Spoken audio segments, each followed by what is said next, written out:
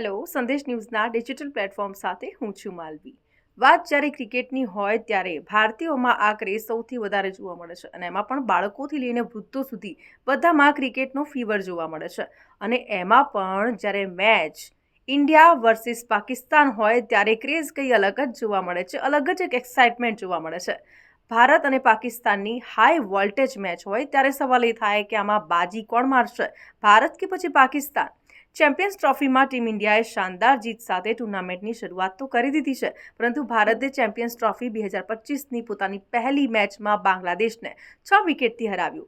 Team ઇન્ડિયાની જીતનો સૌથી મોટો હીરો આપણે બધા જાણીએ છીએ કે શુભમન ગિલ રહ્યો છે, જેણે 101 રનની અણનમ ઇનિંગ્સ રમી. આ પહેલા મોહમ્મદ શમીએ બાંગ્લાદેશના 5 બેટ્સમેનને આઉટ કર્યા. હવે ભારતનો મુકાબલો પાકિસ્તાન સામે થવાનો છે. ચેમ્પિયન્સ ટ્રોફીની આ મેચ 23 ફેબ્રુઆરીએ દુબઈમાં રમાશે.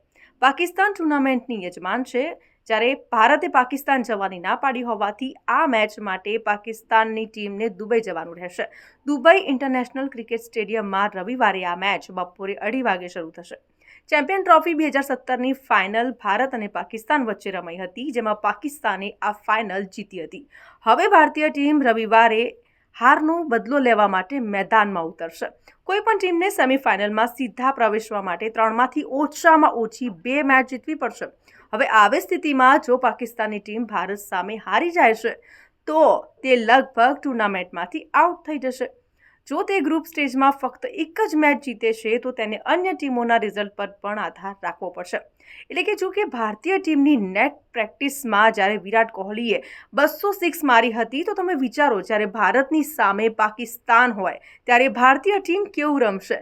કારણ કે દિગ્ગજ પ્લેયરો રમવાના છે, જેમાં વિરાટ કોહલી, હાર્દિક પંડ્યા, શુભમન ગિલ, કુલદીપ યાદવ, રવિન્દ્ર જાડેજા, આવા દિગ્ગજ ખેલાડીઓ જ્યારે મેદાનમાં ઉતરશે ત્યારે હવે જોવાનું એ રહેશે કે ભારત વર્સિસ ઇન્ડિયાની જે ક્રિકેટ મેચ છે એમાં બાજી કોણ મારશે.